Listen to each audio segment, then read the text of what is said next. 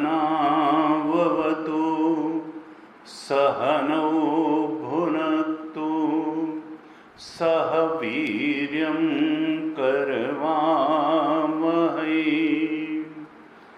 तेजस्विनावधीतमस्तु मा विद्विषावहै।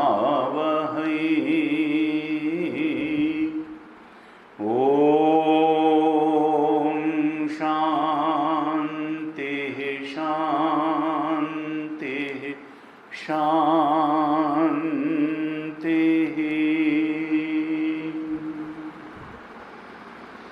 सदाशिवसमारम्भां शङ्कराचार्यमध्यमाम् अस्मदाचार्यपर्यन्तां वन्दे गुरुपरम्पराम्। अज्ञानतिमिरान्धस्य ज्ञानाञ्जनशलाकया चक्षुरुन्मीलितं येन तस्मै श्री गुरवे नमः। तस्मै श्री गुरवे नमः। सच्चिदानन्दरूपाय विश्वोत्पत्त्यादिहेतवे तापत्रयविनाशाय श्रीकृष्णाय वयं यं प्रव्रजन्तमनुपेतमपेतकृत्यं द्वैपायनो विरह कातर आजुहाव पुत्रेति तन्मयतया तरवोभिनेदुः तं सर्वभूतहृदयं मुनिमानतोऽस्मि।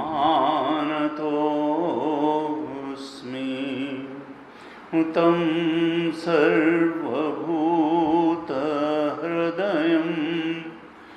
मुनिमानतोऽस्मि।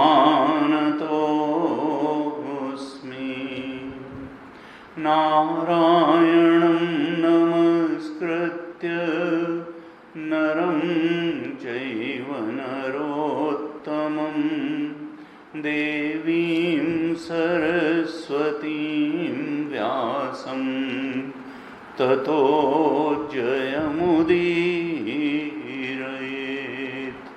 कृष्णाय वासुदेवाय हरये परमात्मने प्रणतक्लेशनाशाय गोविन्दाय नमो नमः।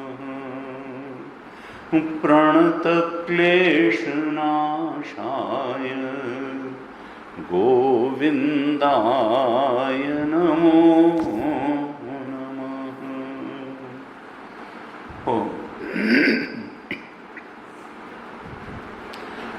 श्रीमद् भागवत महापुराण के अध्ययन के क्रम में हम प्रथम स्कंद के द्वितीय अध्याय पर चर्चा कर रहे थे। इस द्वितीय अध्याय के प्रारंभ के 8-9 श्लोकों पर हमने चर्चा करी थी। बड़ा ही महत्वपूर्ण ये अध्याय है। भक्ति ज्ञान वैराग्य हृदय में जागृत करने की दृष्टि से जीवन को सार्थक और कृतकृत्य बनाने की दृष्टि से इसमें साधना का जो क्रम बताया गया है इसमें भगवान का, सत्य का जो स्वरूप बताया गया है, अगर वो हम पूरी तरह से दृष्टि में उतार लें, जीवन में उतार लें, तो फिर इसके अलावा न कुछ जानने को रह जाता है और न कुछ करने को रह जाता है। ऐसी ये संपूर्ण साधना पद्धति, सत्य का संपूर्ण बोध इस दूसरे अध्याय में ही, प्रारंभ में ही सूत जी कराते हैं शौनकादि ऋषियों को। और उनको यह ज्ञान किससे प्राप्त हुआ है? शुकदेव जी से, शुकदेव जी को व्यास भगवान से। और ये तो अनादि परंपरा है, भगवान नारायण से ही शुरू हुई है। ये ज्ञान तो परमात्मा द्वारा ही दिया हुआ है, जो गुरु शिष्य परंपरा के क्रम से हम तक पहुंचा है। जो सत्य का निरूपण किया गया, साधना का निरूपण किया गया, भक्ति का महत्व बताया गया, ज्ञान और वैराग्य हृदय में कैसे पुष्पित पल्लवित हो जाएं, ये भी बताया गया। कल हमने चर्चा की कि देखो, संसार में सब पैदा होते हैं, अपनी जीवन यात्रा पूरी करते हैं और चले जाते हैं। संसार की तो यही गति है। आया है सो जाएगा, राजा रंग फकीर। लेकिन ये कोई महत्व की बात नहीं है कि कौन पैदा हो गया और कौन मर गया। सभी पैदा होते हैं और सभी मरते हैं और सभी जिंदा भी रहते हैं। महत्व की बात यह है कि जब जिंदा थे तो किया क्या? केवल इस देह के पोषण में ही लगे रहे, या ये जो विवेकवती बुद्धि परमात्मा ने इस मनुष्य शरीर में दी थी, इससे कुछ ऐसी बातों पर भी विचार किया जो इंद्रियों की पकड़ में नहीं आती। हम चार्वाक दर्शन के ही अनुयायी बन करके रह गए कि जो इन 5 ज्ञानेंद्रियों से दिखाई देता है बस वही सत्य है। जो इंद्रियों की और बुद्धि पकड़ में नहीं आता, उधर हमारा अगर ध्यान नहीं गया तो हम सनातन धर्मी नहीं हैं। हम तो भौतिकवादी ही बने रहे, हम भोगों को ही जीवन का उद्देश्य मानते रहे, और जो परम शांति और परम सुख और परम सत्य में प्रतिष्ठित हो सकते थे, उससे तो हमने अपने आप को वंचित ही रख लिया। ये दूसरे अध्याय में सूत जी शौनकादि ऋषियों को कह रहे हैं कि देखो, इस मनुष्य जीवन में जो सबसे बड़ी बात पाई जा सकती है वो है भगवत प्राप्ति, वो है ब्रह्म तत्व की प्राप्ति, वो है आत्म तत्व की प्राप्ति। नाम चाहे जो दे लें, कृष्ण प्राप्ति कह लें, ब्रह्म प्राप्ति कह लें, आत्मबोध कह लें, भगवत प्राप्ति कह लें। लेकिन ये मिलेगी कैसे? तो कहा, जो पाना चाहते हैं, जिसकी तड़प होती है लक्ष्य को पाने की, उसको लक्ष्य मिल ही जाता है। जो लक्ष्य से प्रेम करता है उसको लक्ष्य की प्राप्ति हो जाती है। जो लक्ष्य प्राप्ति के महत्व को जानता है और उसमें श्रद्धा पूर्वक प्रयास करता है, प्रेम पूर्वक प्रयास करता है लक्ष्य को पाने का, उसको तो लक्ष्य मिल ही जाता है। फिर लक्ष्य चाहे संसार की कोई हमारा कोई ऐसा हमने टारगेट सेट कर रखा है वर्ल्डली लाइफ में, या आत्मिक जीवन में आत्म प्राप्ति, आत्मबोध का लक्ष्य हो, या संसार में किसी प्राप्ति का लक्ष्य हो, अगर हम प्रेम पूर्वक, श्रद्धा पूर्वक, पूरे प्रयत्न से उस लक्ष्य को पाने का प्रयास करेंगे तो वो मिल ही जाएगा। कोई शंका ही नहीं है, बहुत लोगों को मिला और हमको भी मिल जाएगा। सारी हमारे पास भी ज्ञानेंद्रियों की, बुद्धि की, मन की संकल्प शक्ति सबको दिया भगवान ने, बुद्धि का विवेक दिया, ज्ञानेंद्रियां दी, सबको शरीर दिया, कर्म करने की सामर्थ्य दी, विवेक करने की सामर्थ्य दी। जिसने भी आज तक संसार में जो पाया, चाहे तो आध्यात्मिक पराकाष्ठा पर पहुंच करके भगवत प्राप्ति रूपी सफलता प्राप्त की या संसार प्राप्ति रूपी सफलता प्राप्त की, ये ज्ञान शक्ति और कर्म शक्ति, इन्हीं दो के माध्यम से तो प्राप्त की। और हम इन शक्तियों को बढ़ा सकते हैं, कर्म शक्ति को भी बढ़ा सकते हैं, ज्ञान शक्ति को भी बढ़ा सकते हैं, और प्रेम करने की शक्ति को भी बढ़ा सकते हैं। यही तो तीन है।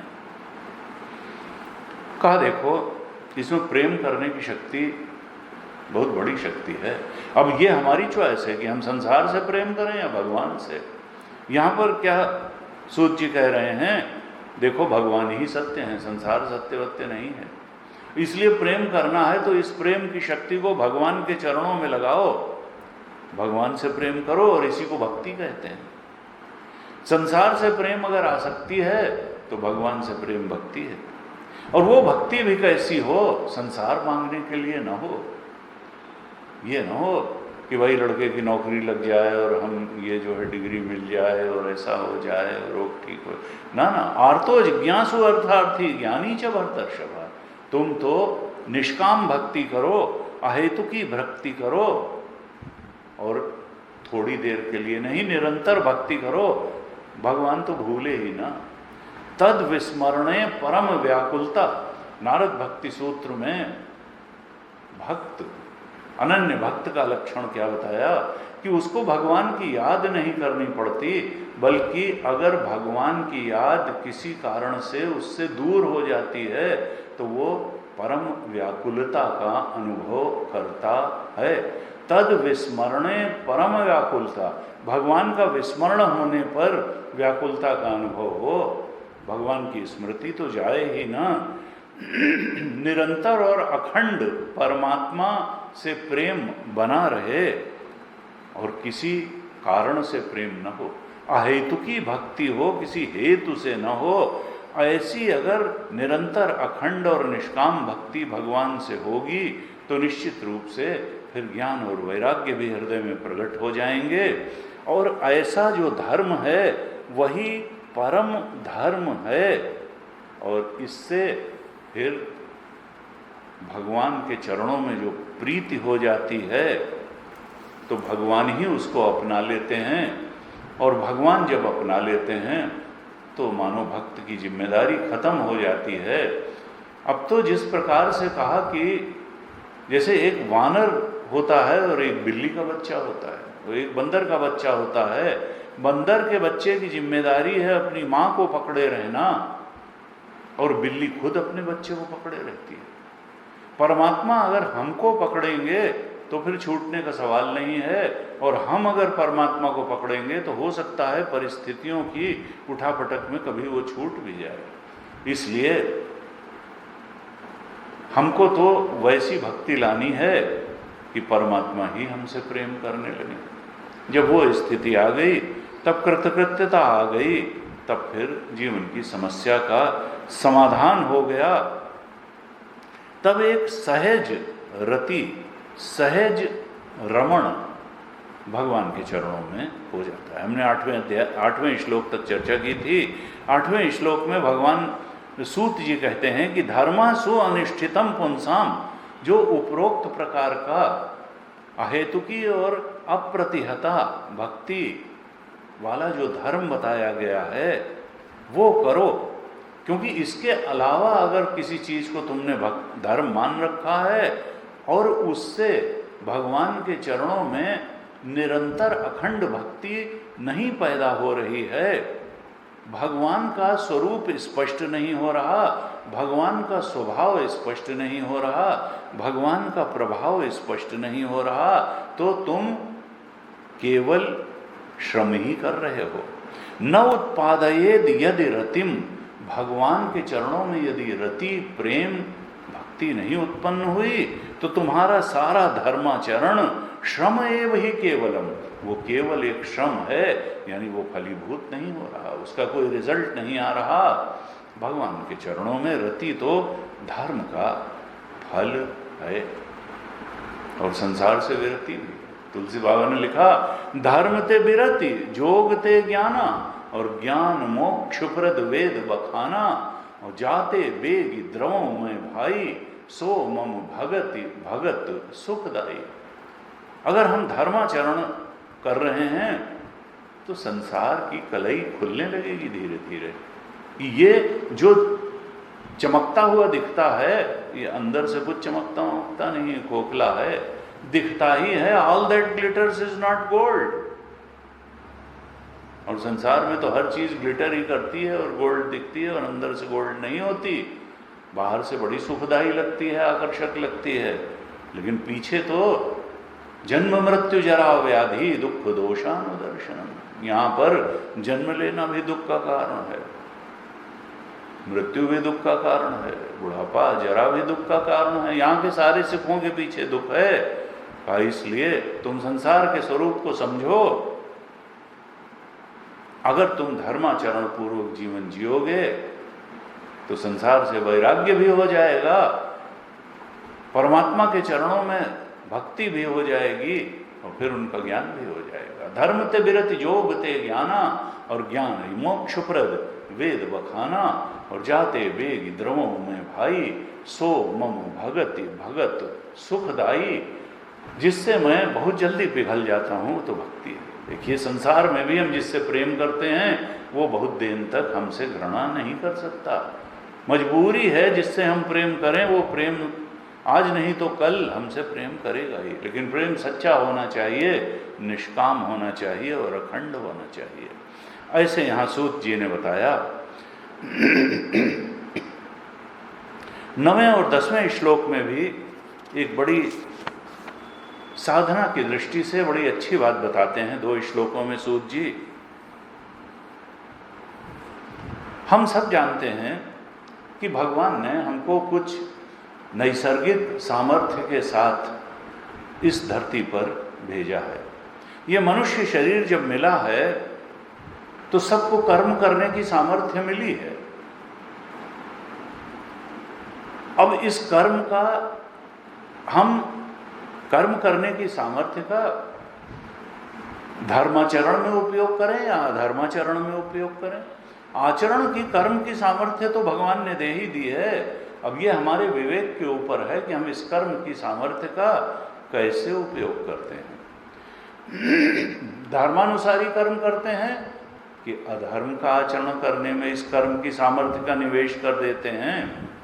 तो पहली चीज तो हमको ध्यान रखनी है कि हमारे पास कर्म की सामर्थ्य है और हम इसका कैसे उपयोग करें, ये 8वें 9वें श्लोक में बताने वाले हैं। हम देखें कि हम कर्म से केवल परिस्थिति ही ठीक करना चाहते हैं या हम निष्काम कर्म करके अंतःकरण की शुद्धि करना चाहते हैं।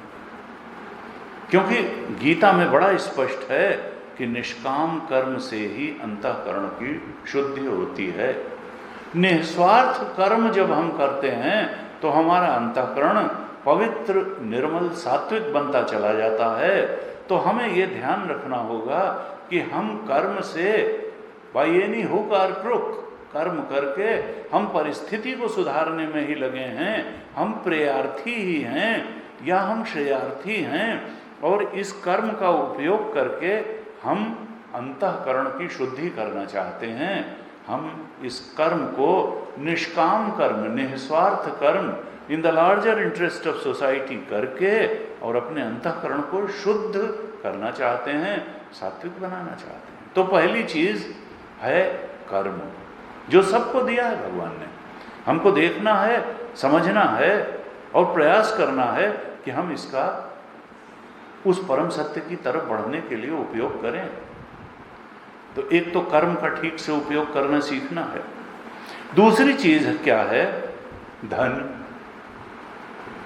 चाहे कितना गरीब आदमी हो और चाहे जितना अमीर आदमी हो, इस संसार में धन के बिना किसी का चलता नहीं है। और कुछ न कुछ धन सबके पास है, भिखारी के पास भी कुछ धन होता है। सबको भगवान ने कर्म करने की सामर्थ्य दी है और सबको कुछ न कुछ धन भी दिया है।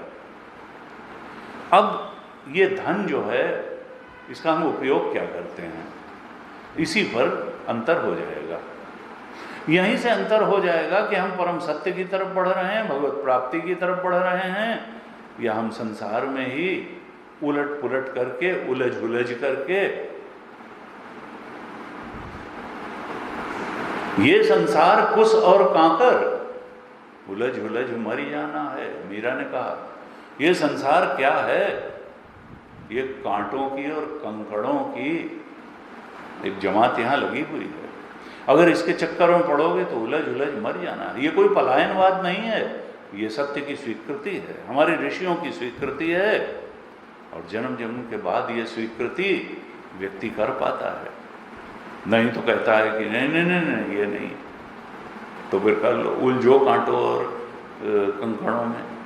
कहा देखो तुम्हारे अंदर धन अगर है तो जरा तुम विचार करो कि तुम संसार के इन दुखदाई भोगों को पाने में ही उस धन को निवेश करते चले जा रहे हो, या धन से तुम धर्म पुण्य कमाने की कोई प्रयास कर रहे हो।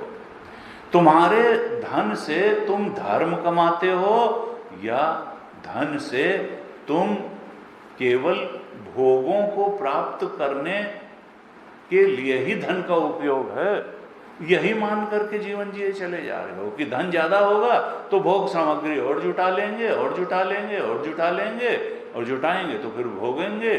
और भोगे रोग भयम, भोगे रोग भयम कुले क्षति भयम वित्ते नृपालाद भयम। भर्तहरि बहुत बड़े राजा थे, हम लोगों के पास क्या होगा। उन्होंने त्रिशतक लिखा, पहले सबसे रास रंग में डूबे रहते थे तो लिखा श्रृंगार शतक। फिर राजा भी बहुत अच्छे थे, नीतिज्ञ भी बहुत थे, बड़ा अच्छा राजपाट का संचालन करते थे, तो उस ज्ञान के आधार पर उन्होंने लिखा नीति शतक। और फिर ऐसी घटनाएं दुर्घटनाएं जीवन में हुई कि एकदम उनको वैराग्य हुआ और राजपाट छोटे भाई को विक्रमादित्य को दे करके वो वन में गए संन्यास लेकर के और भगवान को उपलब्ध हो गए साधना करके।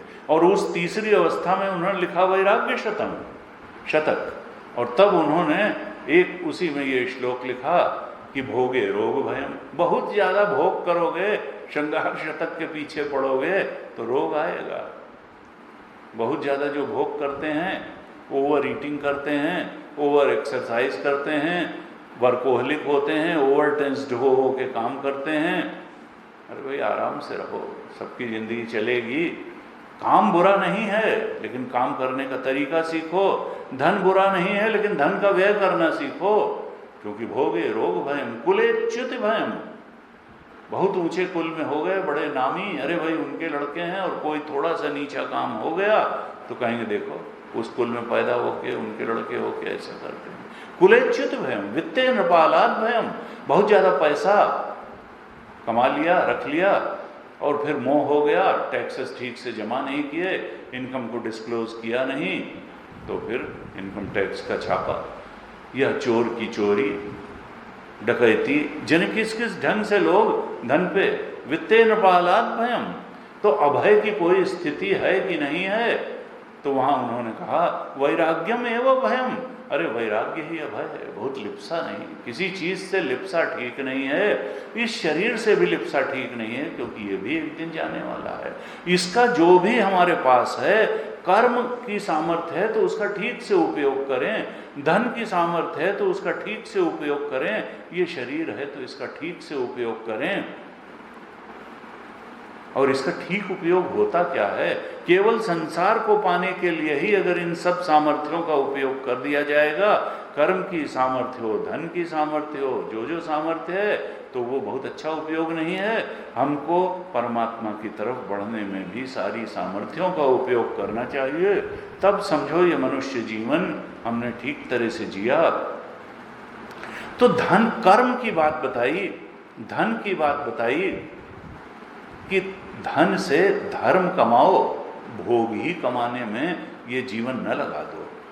कर्म की तुम्हारे पास सामर्थ्य है तो कर्म से निष्काम कर्म ही करो, स्वार्थपूर्ण कर्म करने में ही जीवन न बिता दो। तो ये धन और कर्म, और तीसरी सामर्थ्य क्या है, सबको भोग की सामर्थ्य दी है। ये ज्ञानेंद्रियां दी हैं, ये हैं तो ज्ञानेंद्रियां, लेकिन हमने इनको बना दिया भोगेंद्रियां। नहीं, आँख कहेगी कि अब पिक्चर देखने चलो भाई, अब जो है फिजिक्स की किताब पढ़ने की ज़रूरत नहीं है, तो हम आँख कहेगी कि रूप देखो, जो हमें अच्छा रूप लग रहा है, गीता पढ़ने की जरूरत नहीं है, कान कहेगा कि चलो थोड़ा म्यूजिक सुन करके आते हैं, थोड़ा डांस करते हैं, भागवत सुनने की क्या जरूरत है। तो कहा कि ये जो 5 ज्ञानेंद्रियां हैं, ये तुमको संसार के विषयों में अगर घसीटेंगी तो थोड़ा सावधान रहो। इनको उतना ही, ये शरीर जो है और इंद्रियां हैं, इनकी तृप्ति करते चले जाना ही जीवन का उद्देश्य नहीं है। तुम्हें जो धन मिला हुआ है वो इंद्रियों की तृप्ति के लिए नहीं मिला हुआ है कि जितना चाहो खा लो, जैसा चाहो सुन लो, जो चाहो देख लो, जैसा चाहे स्पर्श, जैसी बढ़िया बढ़िया डिओड्रेंट, गंध, ना। कहा ये जो भोग सामग्री है तुम्हारे पास, इसका केवल उतना ही उपयोग करो जिससे जीवन स्वस्थ ढंग से चलता रहे और जीवन की दिशा अंतर्मुखी, परमात्मोन्मुखी, ईश्वरोन्मुखी भी बनी रहे। पलट गई मेरी नयन पुतरिया। कबीर ने कहा कि जब से सद्गुरु मिले तो मेरी पुतली, मेरी दृष्टि ही बदल गई। पहले बाहर ही देखती थी, संसार में ही लक्ष्य खोजती थी, अब अंतरात्मा में लक्ष्य हो गया। पलट गई मेरी दृष्टि ही, उलट गई। गुरु ने ऐसी कृपा की कि पलट गई मेरी नयन पुतरिया, मेरी दृष्टि अंतर्मुखी हो गई, आत्मोन्मुखी हो गई, ईश्वरोन्मुखी हो गई। संसार एक काम चलाऊ चीज रह गया। तो हम धन से पुण्य कमाएं, धन से धर्म कमाएं, केवल भोग के लिए ही धन है ऐसा न समझें। भोग केवल उतना करें जिससे हमारा जीवन स्वस्थ ढंग से चलता रहे। मर्यादित भोग करें, भोग हमारा अमर्यादित न होने पाए। विवेकपूर्ण ढंग से जीवन को बिल्कुल स्वस्थ रूप से लक्ष्यनिष्ठ बनाने के लिए जितना भोग आवश्यक है उतना ही भोग करें। तो कर्म की सामर्थ्य, धन की सामर्थ्य और भोग की सामर्थ्य, इस पर हमें ध्यान देना है। भागवत जी ये बता रहे हैं। अब तीसरी बात यह है कि कर्म की सामर्थ्य सबके पास है, धन की सामर्थ्य है, भोग करने की सामर्थ्य है, और चौथी चीज जीवन भी सबके पास है। सबके पास जीवन है। जब हम इस धरती पे आए, शरीर मिल गया, ज्ञानेंद्रियां कर्मेंद्रियां मिली, प्राण शक्ति मिली, ज्ञान शक्ति मिली, कर्म शक्ति मिली, बुद्धि मिली, मन मिला, संबंधी मिले, कार्यक्षेत्र संसार मिला, जीवन मिला। अब इस जीवन का निवेश कहाँ करें? इस जीवन को कहाँ लगाएं? क्या पाने के लिए जीवन को इन्वेस्ट करें, निवेश करें? जीवन तो सबके पास है। इस जीवन का क्या सबसे अच्छा उपयोग है? क्या धन कमाने के लिए ही? क्या भोग पदार्थों को इकट्ठा करने के लिए ही? क्या ऐश्वर्य कमाने के लिए ही? क्या धन कमाने के लिए ही इस जीवन का निवेश हो? क्या कामना पूर्ति करने के लिए ही ये जीवन मिला है? बस डिजायर्स हो, उनका फुलफिलमेंट हो, then again desire, then again their fulfilment, again desire, again their fulfilment. बस कामना और कामना पूर्ति, कामना और कामना पूर्ति, कामना और कामना पूर्ति, यही करते हुए एक दिन काल आकर के खड़ा हो जाए और कहे चलो भाई, तुमने तो कामना पूर्ति के अलावा कुछ किया ही नहीं जीवन में, क्या यही जीवन का निवेश है? कामना पूर्ति में ही जीवन का निवेश करना है? तो भागवत जी कहती है नहीं, जीवन का निवेश उस ब्रह्म तत्व के ज्ञान के लिए करो। जीवस्य तत्व जिज्ञासा, जीवन का निवेश तत्व की जिज्ञासा के लिए होना चाहिए।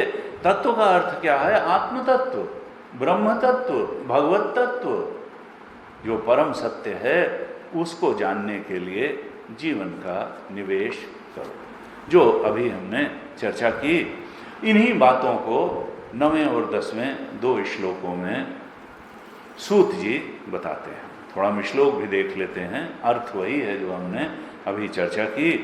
9वें श्लोक में कहा धर्मस्य ही अपवर्गस्य, धर्म का लक्ष्य क्या है? धर्म करने का उद्देश्य क्या है, धर्म का फल क्या होना चाहिए। कहा धर्म का फल न अर्था अर्थाय उपकल्पते, धर्म का उद्देश्य धन कमाना नहीं होना चाहिए। हम तो जब हवन भी करते हैं पंडित जी को बुला के तो किसी न किसी उद्देश्य से ही करते हैं। लड़की की शादी हो नहीं पा रही है, थोड़ा ऐसा यज्ञ करा दो। मंदिर भी जाते हैं तो भाई पढ़ तो लिया है, लेकिन अब भगवान का भी तो सहारा चाहिए, नंबर ठीक मिल जाए तो चलो थोड़ा प्रसाद ही चढ़ा हमें। कहीं किसी की फैक्ट्री चलने में दिक्कत है, कहीं किसी का रोग नहीं जा रहा है, चलो भाई भगवान की भी सहायता ले लें। भागवत जी 9वें श्लोक में सावधान करती हैं कि धर्म का उद्देश्य अर्थ कमाना नहीं है, धर्म का उद्देश्य धन नहीं है। क्योंकि हम समझते हैं धर्म सारी परेशानियों का इलाज है, जबकि ऐसा है नहीं। अभी भागवत जी में ही आगे आएगा, धर्म के धन के 15 दोष गिनाए हैं कि जो धनी होता है वो इन 15 बातों से पीड़ित रहता है। धर्मस्य न अर्थः अर्थाय उपकल्पते, धर्म का उद्देश्य धन कमाना नहीं होना चाहिए कि रोज आरती उतारी और फिर भगवान से कहा भाई पैसा दे दो, बाकी हम अपना पैसे से सब ठीक कर लेंगे, कुछ नहीं ठीक कर लेंगे। कहा तो फिर धर्म का उद्देश्य क्या हो। कहा धर्मस्य अपवर्गस्य, धर्म का उद्देश्य मोक्ष प्राप्ति ही होना चाहिए। देखिए हमारे यहाँ 4 पुरुषार्थ बताए गए, अर्थ, काम, धर्म और मोक्ष। अब सबसे पहली जो आवश्यकता व्यक्ति की होती है वो होती है सुरक्षा। और निश्चित रूप से सांसारिक रूप से सुरक्षा प्राप्त करने के लिए जो सबसे बड़ा माध्यम हमको दिखाई देता है वो है धन। क्योंकि ऐसा लगता है कि धन हमारे पास बहुत होगा तो हम सुरक्षित हो जाएंगे। तो सबसे पहले व्यक्ति धन कमाने के लिए कर्म करता है। क्यों? क्योंकि धन सुरक्षा देता है और ये बात कोई गलत भी नहीं है। अगर धन नहीं होगा तो बहुत सी परेशानियां खड़ी होंगी, और इसको हमारे संतों ने नकारा भी नहीं। तुलसीदास जी ने कहा, नहीं दरिद्र सम दुख जगमाही, दरिद्रता के समान दुख इस जीवन में नहीं है। लेकिन जिस रेशियो में, जिस प्रपोर्शन में धन बढ़ता है, क्या उसी प्रपोर्शन में जीवन में सुख भी बढ़ता है? कहा नहीं, ऐसी कोई बात नहीं है। एक समय बाद धन बढ़ने से कोई सुख नहीं बढ़ता है, और एक समय के बाद तो धन बढ़ने से दुख ही बढ़ने लगता है। भोगे रोग भयम कुलेच्युत भयम, धन परेशानी का कारण होने लगता है एक सीमा के बाद। इसीलिए हमारे यहाँ सारे संतों ने कहा कि साईं इतना दीजिए जामे कुटुंब समाए, मैं भी भूखा ना रहूं और साधु न भूखा जाए। हमारी जीवन भी ठीक से चलता रहे और हमारे अतिथि का हम स्वागत सत्कार भी कर सकें। इतना धन तो ठीक है, लेकिन धन को ही जीवन का लक्ष्य बना लेना ये मूर्खता की बात है। भगवान शंकराचार्य ने तो मूढ़ कह दिया, मूढ़ जही धनागम तृष्णा, हे मूर्ख मनुष्य तुम ये धन की तृष्णा का त्याग करो। मूढ़ कह दिया, मूर्ख। और असमूढ़ भी गीता में कहा। असमूढ़ कौन है? जो भगवान की तरफ बढ़ता है वो असमूढ़ है। कहा मूढ़ जही धनागम तृष्णा कुरु सद्बुद्धिम मनस वितृष्णाम, ये धन के प्रति जो तृष्णा बैठी हुई है इसका त्याग करना ही असमूढ़ता है। धन बुरा नहीं है, धन आपके जितना भाग्य में है, कर्म किया है तो आएगा, लेकिन उसकी तृष्णा ठीक नहीं है। तृष्णा कहीं न कीन बौराहा और कही कर हृदय क्रोध नहीं दाहा। कहा यह तृष्णा तुमको पागल बना देगी। वो चाहे भोगों की तृष्णा हो, चाहे धन की तृष्णा हो, या किसी भी सांसारिक चीज की तृष्णा हो, बौराहा पागल बौरे बना देगी, पागल बना करके घुमाएगी, तृष्णा नचाएगी और तुम नाचोगे। इसलिए कहा कुरु सद्बुद्धिम मनस वितृष्णाम, मन को से इस तृष्णा को, धन की तृष्णा को हटाओ। कर्म करोगे प्रारब्ध में होगा, जितना तुम करोगे आएगा जरूर, लेकिन तृष्णा ठीक नहीं है, आसक्ति ठीक नहीं है। नहीं सर्प की तरीके से खजाने की रक्षा करते करते ही इस दुनिया से चले जाओगे। कुरु सद्बुद्धिम मनसि वितृष्णाम यल्लभसे निज कर्मोपात्तम वित्तम तेन विनोदय चित्तम भज गोविंदम गोविंदम भज मूढ़मते। अरे तुम कर्म कर रहे हो तो धन तो आएगा ही, और जितना भी आता है उसमें संतुष्ट रहो और उसको एंजॉय करो। कुरु सद्बुद्धिम मनसि यल्लभसे निज कर्मोपात्तम वित्तम तेन विनोदय चित्तम। जितना भी तुम्हारे पास है वो आनंदित रहने के लिए पर्याप्त होगा। अगर तुमने अपना कर्म ठीक तरह से किया है तो निश्चित रूप से जो धन है वो तुमको परम संतुष्ट और परम प्रसन्न बनाने के लिए पर्याप्त है। तुमको जीवन जीने का तरीका बस मालूम होना चाहिए। कहा धर्मस्य अपवर्गस्य, धर्म का उद्देश्य मोक्ष है। हम सबसे पहले जब सुरक्षा चाहते हैं तो धन चाहते हैं, लेकिन बस एक सीमा तक ही धन सुरक्षा दे पाता है, उसके बाद धन की गति नहीं है। जब डॉक्टर हाथ खड़े कर देता है तब चाहे जितना धन जो है, तब लोग मंदिर भागते हैं कि भगवान अब तुम्हारा सहारा है, बचा लो, हमारे पिताजी को बचा लो, माताजी को बचा लो।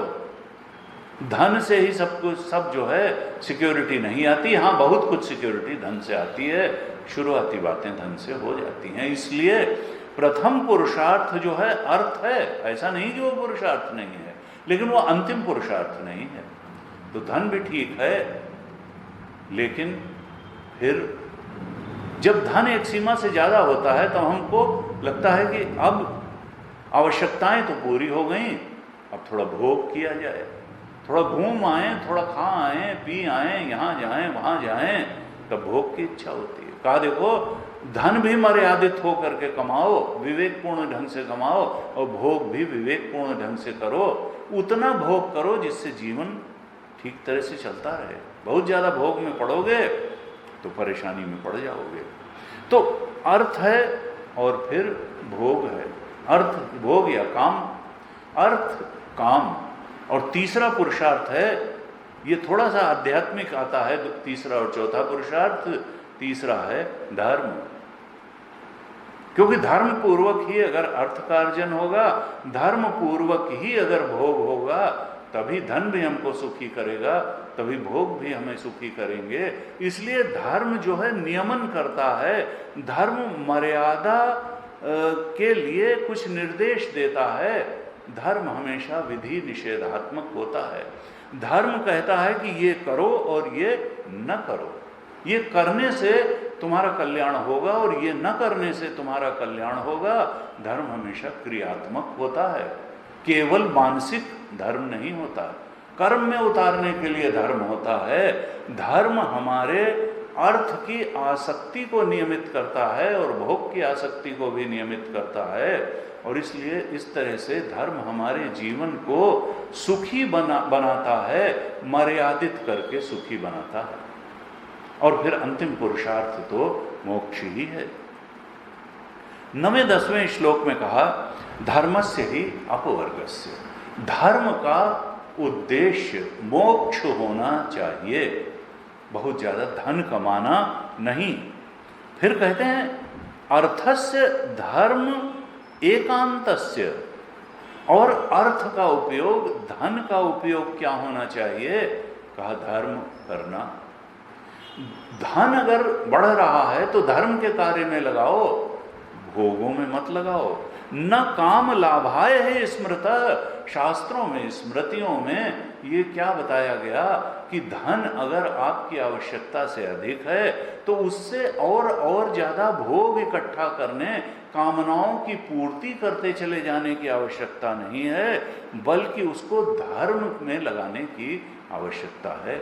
उसको किसी निस्वार्थ कर्म में लगा दो, in larger interest of society लगा दो, लोगों के कल्याणकारी कार्यों में धन का निवेश कर दो। कहा अर्थस्य धर्म एकांतस्य, धर्म का सबसे अच्छा उपयोग है कि धर्म में उसका निवेश किया जाए। अभी भागवत जी में ही आगे बताएंगे कि धन की 3 ही गतियां होती हैं। या तो धन जो है वो उसका तुम धर्म में उपयोग कर लो, अर्थात दान आदि करो, लोगों को दो, जिनके पास नहीं है उनको दो। तुलसीदास जी ने भी कहा, सो धन धन्य प्रथम गति जाकी। धन की प्रथम गति और सर्वोच्च गति क्या है? धन की उससे पुण्य कमा लें, धर्म में निवेश कर दें, किसी गरीब को रोटी दे दें, किसी बच्चे की फीस दे दें, कोई स्कूल खोल दें, कोई औषधालय खोल दें, किसी रोगी की दवा कर दें। जिस जिस प्रकार से हम लोगों की मदद कर सकते हो वो धर्म का सबसे अच्छा उपयोग है। सो धन धन्य प्रथम गति जाकी। और कहा दूसरी गति क्या है? धन की पहली गति तो दान है, और दान में हम लोग बड़े कमजोर होते हैं। अपील बार बार करने के बाद भी दान के लिए नहीं पैसे निकलते हैं लोगों से, भोग के लिए खूब पैसे निकलेंगे, एक एक इवनिंग में लाखों रुपया खर्च करेंगे, लेकिन भाई चिन्मय मिशन में 1000-2000 न चले जाएं। हालांकि बात सुनने में कड़वी लगती है, लेकिन सच्ची है, इसलिए कहनी पड़ेगी। ऐसा नहीं है कि चिन्मय मिशन का काम नहीं चलेगा, ऐसा नहीं है कि जनिक इतना उसको बचाने से धन आ जाएगा, लेकिन फिर भी एक वृत्ति है आदमी की, मनुष्य की, और इसी को बदलने की आवश्यकता है।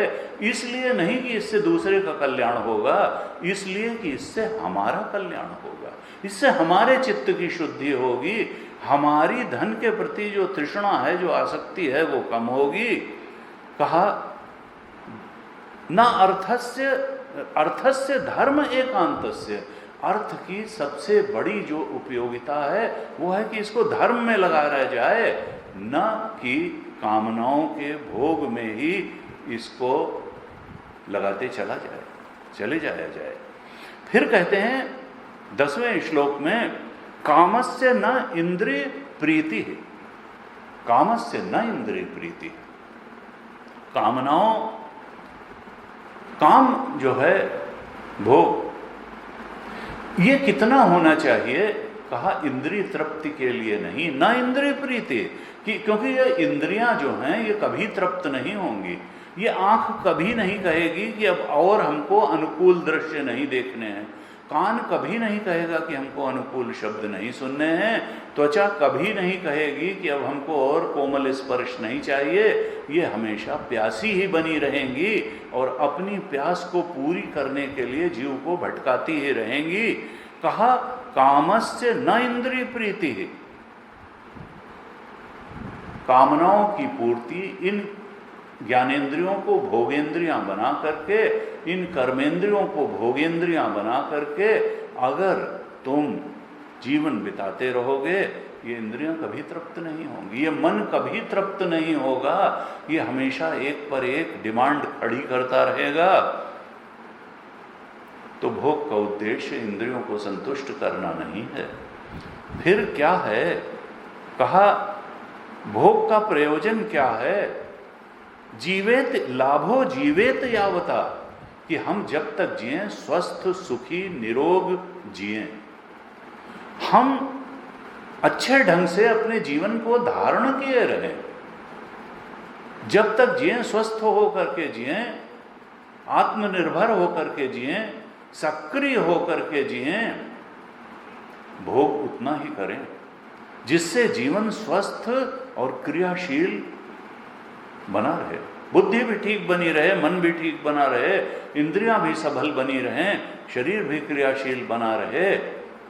तो भोग केवल और केवल उतना, भोग इंद्रियों को तृप्ति देने के लिए नहीं, जीवन को धारण करने के लिए ही भोग हो, ऐसा भागवत जी ने बताया 10वें श्लोक में। और फिर अंत में कहा कि इस जीवन का निवेश कहाँ हो? ये जीवन है जीवस्य तत्व जिज्ञासा न अर्थ यह च इह कर्म भी।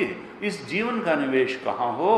कहा जीवन का निवेश उस परम सत्य परम तत्व को जानने के लिए हो, क्योंकि उसको जाने बिना अगर चले गए तो फिर हमने इसका मतलब कि इस मनुष्य जीवन का ठीक प्रकार से उपयोग किया नहीं। इह चेद वेदी दथ सत्यमस्ति न चेद इह अवेदीन महती विनष्टि। अगर हमने उस परमात्म तत्व को जाना नहीं, उसके बोध में प्रतिष्ठित नहीं हुए, तो माने हमने आत्महत्या ही कर ली।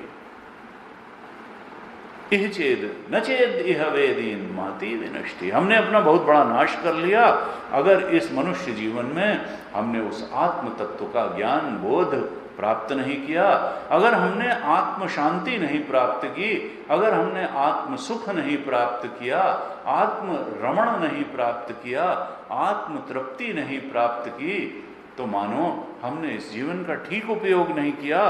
तो जीवन का निवेश कहाँ करना है? कहा तत्व जिज्ञासा। उस आत्म तत्व की जिज्ञासा को पूरी करने के लिए इस जीवन का निवेश करो। ना अर्थ यश यह कर्म भी केवल धन कमाते चले जाने के लिए ही इस जीवन का निवेश नहीं करो। क्यों? क्योंकि अर्थ जो है कमाना, और उससे अगर तुम थोड़ा बहुत दान कर दोगे, बहुत उसी के कर्म में लगे रहोगे, अगर तुमने 3 ही पुरुषार्थों तक अपना जीवन सीमित कर लिया, तुमने केवल अर्थ पुरुषार्थ सिद्ध किया, काम पुरुषार्थ सिद्ध किया और धर्म पुरुषार्थ भी मानो सिद्ध कर लिया, तो ज़्यादा से ज़्यादा स्वर्ग तक गति होगी। तुम मुक्त नहीं हो पाओगे, आत्मबोध को नहीं उपलब्ध होगे अगर तत्व जीवन का निवेश तत्व जिज्ञासा में नहीं करोगे। क्योंकि साधन धाम मोक्ष कर द्वारा पाए न जेहि परलोक सवारा, सो परत्र दुख पावे सिर धुनि धुनि पछताए, काल ही कर्म ही ईश्वर ही मिथ्या दोष लगाए। कहा जब काल आके खड़ा हो जाएगा तब हम सोचेंगे कि यार हमने ठीक से जीवन का उपयोग नहीं किया। ये साधन धाम था, मनुष्य शरीर मोक्ष का द्वार था, और हमने न इसको साधन का धाम बनाया न मोक्ष का द्वार बनाया। अगर हमने इसको केवल अर्थ अर्जन और काम भोग करने का ही द्वार बना लिया तो हमने जीवन बहुत अच्छे ढंग से जिया नहीं। हम इससे बहुत ऊंची और बहुत बड़ी चीज पा सकते थे, और उसी की तरफ भागवत जी के ये 9वें और 10वें श्लोक प्रेरित कर रहे हैं। तो यहाँ अर्थ के बारे में भी बता दिया, धर्म के बारे में बता दिया, काम के बारे में बता दिया, और जीवन के उद्देश्य और निवेश के बारे में भी बता दिया। एक प्रकार से ये 9वां और 10वां total capsule of life principle हैं। जीवन को किस दृष्टि से जिया जाए और कैसे जिया जाए, ये 9वें और 10वें श्लोक में एक नटशेल में कैप्सूल रूप में बता दिया।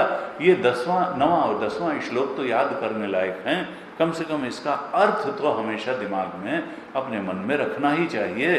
अर्थ जागृत रहेगा तो हमको वो ज्ञान ही अर्थ ज्ञान सन्मार्ग पर बनाए रखेगा, जीवन की दिशा को बिल्कुल ठीक बनाए रखेगा, और हम परम लक्ष्य मोक्ष की तरफ भी जीवन का निवेश करते चले जाएंगे। ये 9वें और 10वें श्लोक में बताया। 11वें श्लोक में वो तत्व जिसकी जिज्ञासा में जीवन का निवेश करना चाहिए, उस तत्व के बारे में बताते हैं कि वो तत्व जिसको जीवन का निवेश जिस तत्व की जिज्ञासा में करना चाहिए, जीवन जिस लिए मिला है, वो तत्व है क्या, कैसा है तत्व, उसके बारे में बताते हैं। 11वें श्लोक में कहते हैं कि जो उस तत्व को पा गए, जो तत्वदर्शी हैं, जो उस तत्व के बोध में दृढ़ता से प्रतिष्ठित हो गए, वो किस चीज को तत्व कहते हैं? वदंति तत्व विदा तत्वम यज ज्ञान मद्वयम ब्रह्मेति परमात्मेति भगवानेति शब्द थे।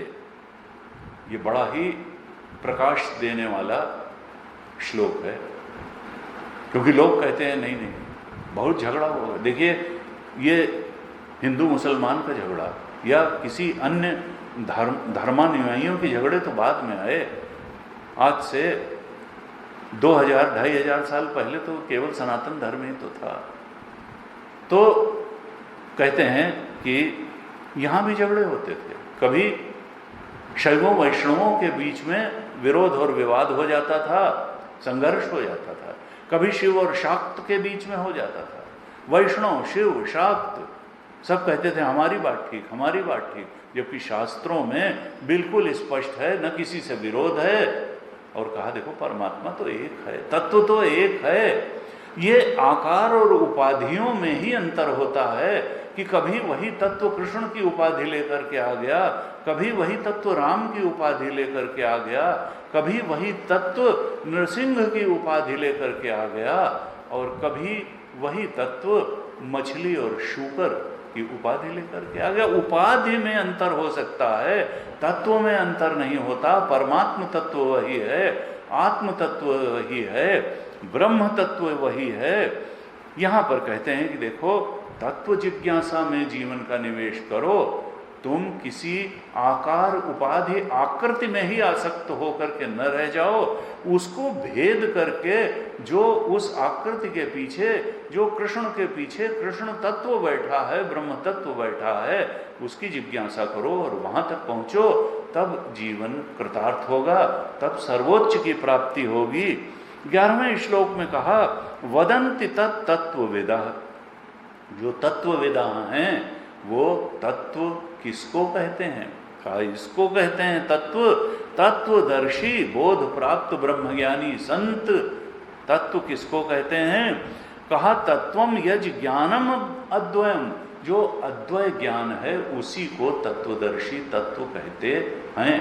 अद्वय ज्ञान यानी अद्वय ज्ञान। हम तो देखते हैं कि भाई ये फिजिक्स का ज्ञान है, ये केमिस्ट्री का ज्ञान है, ये बायोलॉजी का ज्ञान है, ये इंजीनियरिंग का ज्ञान है, ये मेडिकल का ज्ञान है, ये मैनेजमेंट का ज्ञान है और ये कॉमर्स का ज्ञान है। हमको तो ज्ञान में भेद दिखाई देता है। ये अद्वय ज्ञान क्या चीज है? कहा नहीं, वो अद्वय ज्ञान ही तत्व है और उसी को पाने के लिए इस जीवन का निवेश करना चाहिए। और वो अद्वय ज्ञान है आत्म ज्ञान या ब्रह्म ज्ञान या परमात्मा का ज्ञान, भगवान का ज्ञान। वो अद्वय ज्ञान है क्योंकि वही अद्वय तत्व हैं। आत्मा एक अखंड सर्वव्यापक है। अयम आत्मा ब्रह्म, प्रज्ञानम ब्रह्म। वह ज्ञान जो जिससे ज्ञान उधार लेकर के बुद्धि ज्ञानी बनती है और फिर अनेक बातों का, अनेकता का ज्ञान करती है। असली ज्ञान क्या है? तो गीता जी में भी कहा, जो इन सारे ज्ञानों का अधिष्ठान है, जो अभेद है, जहां कोई भेद नहीं है। असल में भेदपूर्ण ज्ञान तो अज्ञान ही है। ये तो अज्ञानी की दृष्टि में ही भेद है और इन भेदों का ज्ञान जहां तक हम पा रहे हैं तो हम अज्ञान का ही ज्ञान पा रहे हैं।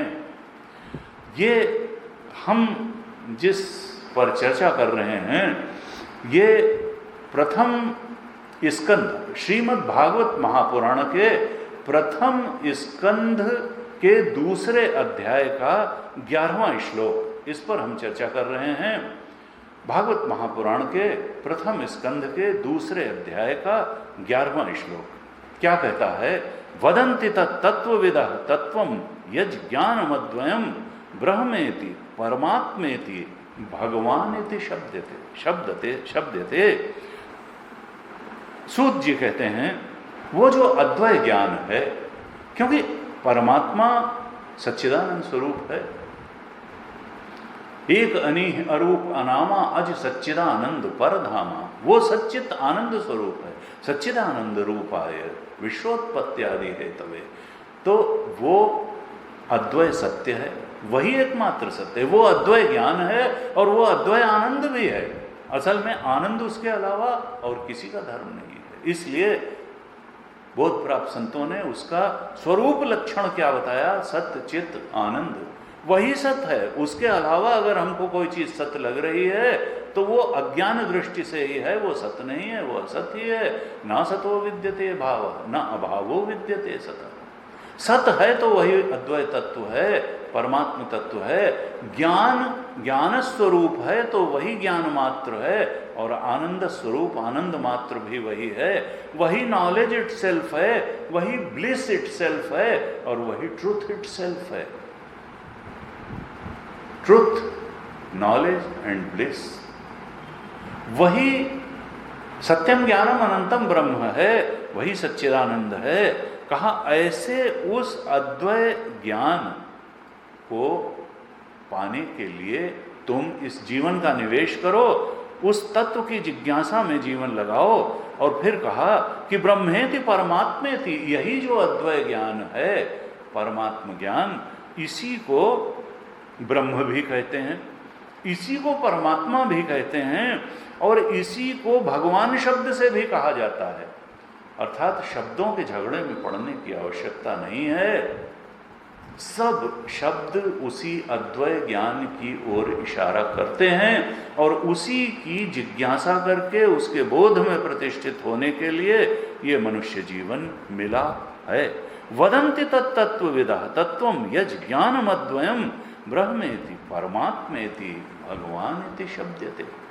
ऐसे 11वें श्लोक में कहा, जीवन में जो हमारा लक्ष्य है, परम और चरम लक्ष्य, उसका स्वरूप का निरूपण कर दिया कि देखो ब्रह्म परमात्मा और भगवान या अद्वय ज्ञान, इनके झगड़े में कहीं तुम सत्य को न भूल जाना। जो अद्वय ज्ञान है वही जीवन का लक्ष्य है, मनुष्य जीवन के वही चरम और परम उत्कर्ष है जीव का, उसी को पाना है।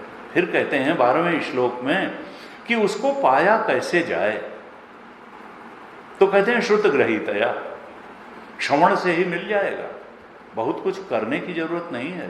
प्रेम पूर्ण ढंग से, एकाग्रता से, शुद्ध चित्त से, सात्विक चित्त से श्रवण करो। किसका श्रवण करो? भागवत जी का श्रवण करो, गीता जी का श्रवण करो, उपनिषद का श्रवण करो। श्रुत ग्रहीतया, वह जो तत्व है श्रवण से ही उसका ज्ञान हो जाएगा। और उसके लिए प्री कंडीशन क्या है, उसके लिए अधिकारित्व क्या होगा, किसको वो ज्ञान पच जाएगा, ठीक से ग्रहण हो जाएगा, कौन ठीक से ग्रहण कर पाएगा उस ज्ञान का और अभ्यास भी कर पाएगा और दृढ़ता से उस ज्ञान के बोध में प्रतिष्ठित भी हो पाएगा।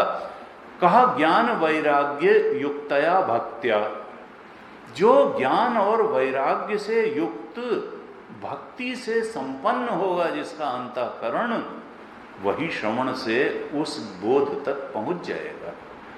यानी उसका उपाय क्या है? ज्ञान और वैराग्य से युक्त भक्ति। अगर हम ज्ञान और वैराग्य से युक्त भक्ति द्वारा इन भागवत जी का, गीता जी का ठीक प्रकार से श्रवण करेंगे, शुद्ध एकाग्र चित्त से श्रद्धा पूर्वक श्रवण करेंगे, तो फिर पश्यन्ति आत्मनि च आत्मानम, जो श्रद्धा मुनयः हैं, श्रद्धा से भरे हुए मननशील साधक हैं, श्रद्धाना मुनयः ज्ञान वैराग्य युक्तया पश्यन्ति आत्मनि च आत्मानम भक्त्या श्रुत ग्रहीतया। 12वें श्लोक में कहा, श्रद्धा से भरे हुए जो मननशील साधक हैं, वो ज्ञान वैराग्य युक्त भक्ति द्वारा जब भागवत जी का श्रवण करते हैं तो इस आत्मा में ही उस परमात्मा का दर्शन कर लेते हैं। पश्यन्ति आत्मनि च आत्मानम, आत्मनि आत्मा में, आत्मा का, उस परमात्मा का, तत् आत्मानम उस परमात्म तत्व का, उस ब्रह्म तत्व का, उस अद्वय ज्ञान का दर्शन अपने इस आत्मा में ही कर लेते हैं। इस अंतःकरण में ही उनको उस अद्वय तत्व का बोध हो जाता है। कठोपनिषद में कहा, दृश्या तो अग्रया बुद्धिया सूक्ष्मया सूक्ष्म दर्शी भी। जब कोई व्यक्ति, कोई साधक अपनी भक्ति को, अपनी बुद्धि को ज्ञान वैराग्य और भक्ति द्वारा, श्रवण द्वारा, मनन द्वारा और निदिध्यासन द्वारा इतनी शुद्ध और पवित्र और सूक्ष्म बना लेता है, एकाग्र बना लेता है, तब वो उस परम तत्व का अपनी इसी निर्मल शुद्ध एकाग्र बुद्धि में दर्शन करने में समर्थ हो जाता है, देख सकता है। लेकिन अगर रजोगुणी तमोगुणी बुद्धि होगी, मलिन बुद्धि होगी, संसार से अत्यंत आसक्त बुद्धि होगी, भोगों को ही और धन को ही जीवन का परम लक्ष्य मानने वाली बुद्धि होगी, तब नहीं। दृश्या तो अग्रया बुद्धिया सूक्ष्मया सूक्ष्मदर्शी भी, कठोपनिषद में कहा कि ऐसी बुद्धि बनाओ। और यहाँ भागवत जी ने 12वें श्लोक में कहा, प्रथम स्कंद के दूसरे अध्याय के 12वें श्लोक में कि तद श्रद्धा नाम है, श्रद्धा से भरे हुए जो मुनि हैं, ज्ञान वैराग्य युक्तया भक्त्या श्रुत ग्रहीतया पश्यन्ति आत्मनि आत्मानम। भागवत श्रवण से ज्ञान वैराग्य युक्त बुद्धि भक्ति से जो श्रद्धालु मुनिगण हैं, वो इसी अंतःकरण में उस अद्वैत तत्व परमात्मा तत्व का दर्शन कर लेते हैं। अब इसके बाद में फिर इसी बात को थोड़ा आगे बढ़ाते हुए 13वें श्लोक में सूत जी कहते हैं कि देखो ऋषियों, पुंभे द्विज श्रेष्ठा, कहते हैं शौनकाद द्विज श्रेष्ठा, आप लोग तो कर्मकांडी ब्राह्मण हैं, द्विज श्रेष्ठ हैं। हे शौनकादि ऋषियों, द्विज श्रेष्ठा, मनुष्य का धर्म क्या है? कहा वर्णाश्रम धर्म। हम धर्म का पालन अपने वर्ण के अनुसार करें और अपने आश्रम के अनुसार करें। अगर ब्रह्मचर्य आश्रम है तो उसके नियमों का पालन करें, विद्यार्थी के नियमों का पालन करें। गृहस्थ में धन अर्जन और बाकी के तीनों आश्रम को सपोर्ट करने का जो धर्म है गृहस्थ का, उसका पालन करें, अर्जन करें। गृहस्थ के लिए अर्जन धर्म बताया गया और बाकी ब्रह्मचारी, वानप्रस्थ और सन्यासी को सपोर्ट करना भी गृहस्थ का ही धर्म है। गृहस्थ ही अर्जन का धर्म है और भोग का भी अनुमति है गृहस्थ को, और अर्जन की भी है, संग्रह की भी है, क्योंकि बाकी के तीनों आश्रम उसी पर निर्भर करते हैं। तो कहा हम अपने आश्रम के अनुसार अपने धर्म का निर्वाह करें और अपने वर्ण के अनुसार भी करें।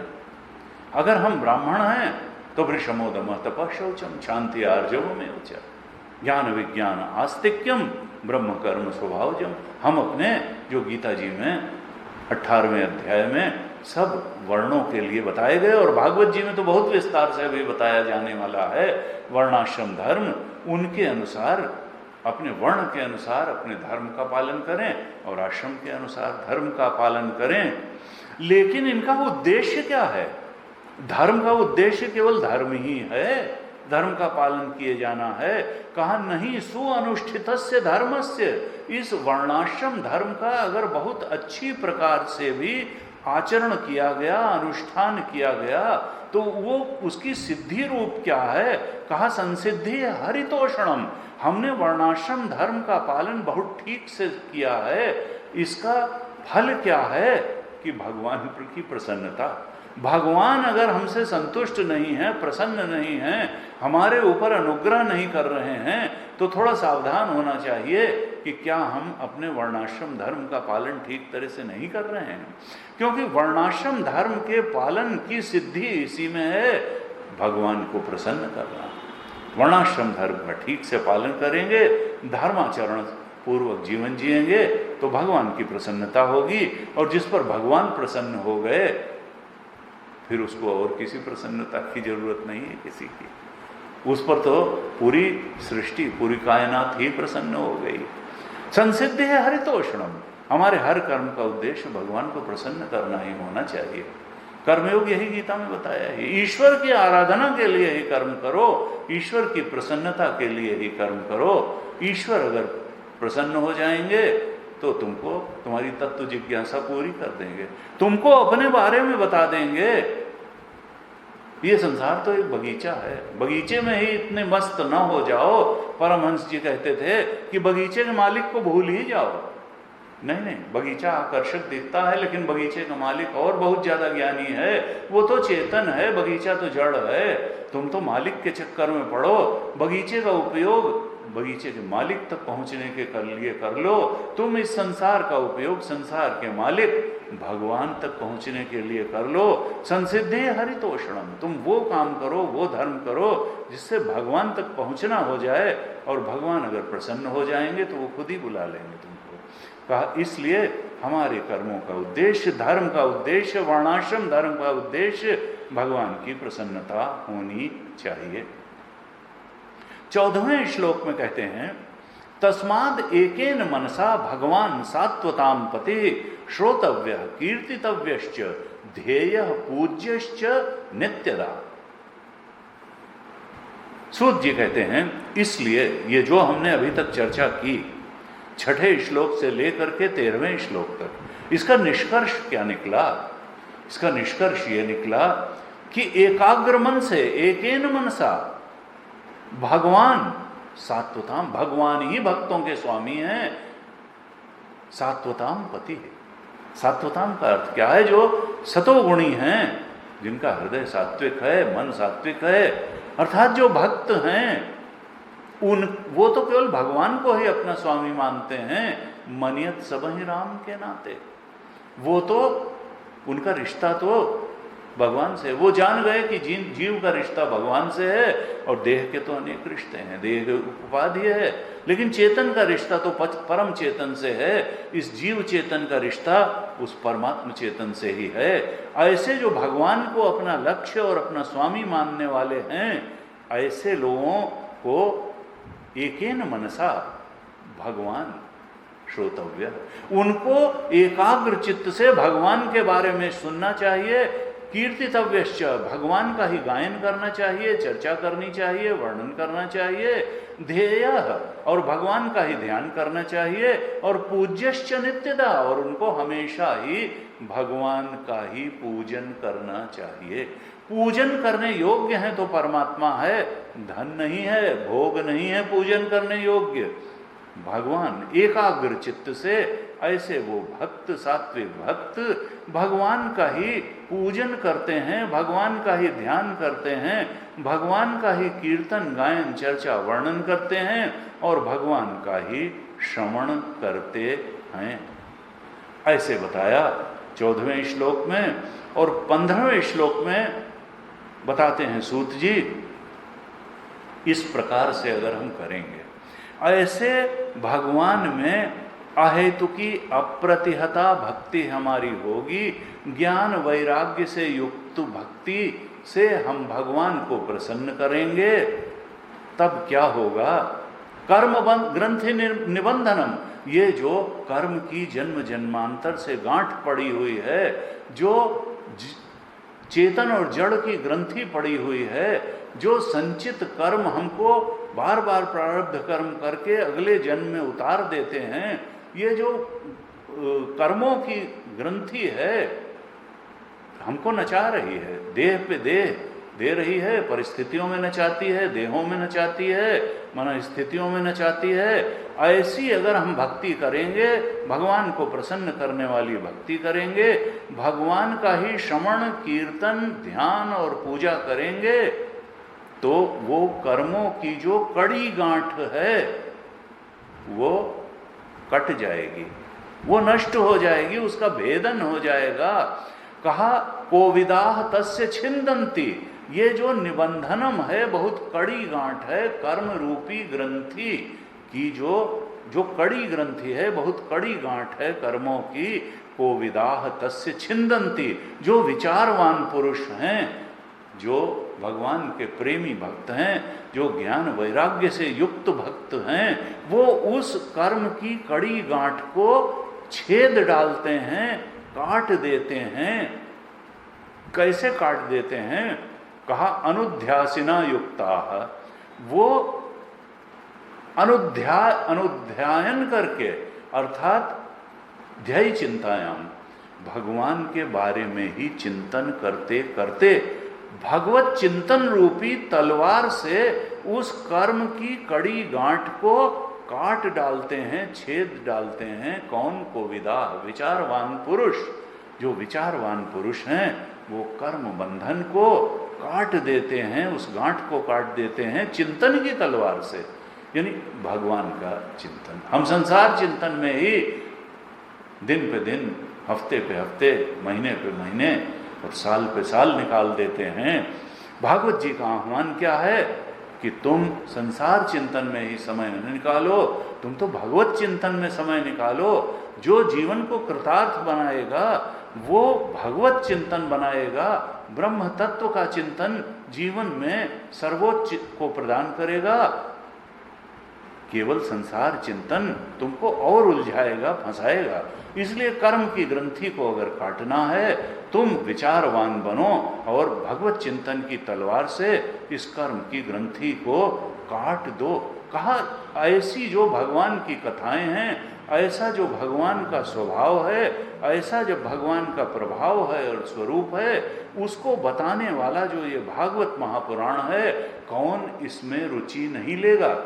जो जीवन की समस्या को ही हल कर देने वाला, ये कर्म की ग्रंथि को काट देने वाला, उस चिंतन को दिशा देने वाला, चिंतन की तलवार को हाथ में पकड़ा देने वाला जो ये भागवत महापुराण नामक ग्रंथ है, इसमें जो भगवान की कथाएं कही गई हैं उनमें कौन रुचि नहीं लेगा। इतना जब वो सर्वोच्च हमको प्राप्ति करा देने वाला है, परमात्म बोध करा देने वाला है ये भागवत महापुराण, तो इनकी कथाओं में कौन रुचि नहीं लेगा। अर्थात जो भी अपना कल्याण चाहता है, जो भी अपना भला चाहता है, जो भी जीवन को कृतकृत्य करना चाहता है, वो तो भगवान की कथा में रुचि लेगा ही लेगा। ऐसा ये 15वें श्लोक में बताया सूत जी ने। इसके बाद 16 से 21 श्लोक तक और भी साधना का क्रम बहुत ही खोल खोल करके बताया है कि किस प्रकार से व्यक्ति वैधि भक्ति से प्रेमा भक्ति तक पहुंच सकता है और उसके स्टेप्स क्या हैं। बिल्कुल बड़े जिसको कहते हैं वैज्ञानिक ढंग से वो स्टेप्स भी बताए हैं, और अंतर यात्रा कैसे चलती है और बाहर हमको कैसे करना है वो भी इन 5-6 श्लोकों में अगले बहुत स्पष्ट रूप से बताया है। हम अगले शनिवार को इस पर चर्चा करेंगे। आप सबका बहुत बहुत धन्यवाद। ओम पूर्णमदः पूर्णमिदं पूर्णात् पूर्णमुदच्यते पूर्णस्य पूर्णमादाय पूर्णमेवावशिष्यते। ओम शांति शांति शांति। हरि ओम श्री गुरुभ्यो नमः। हरि ओम।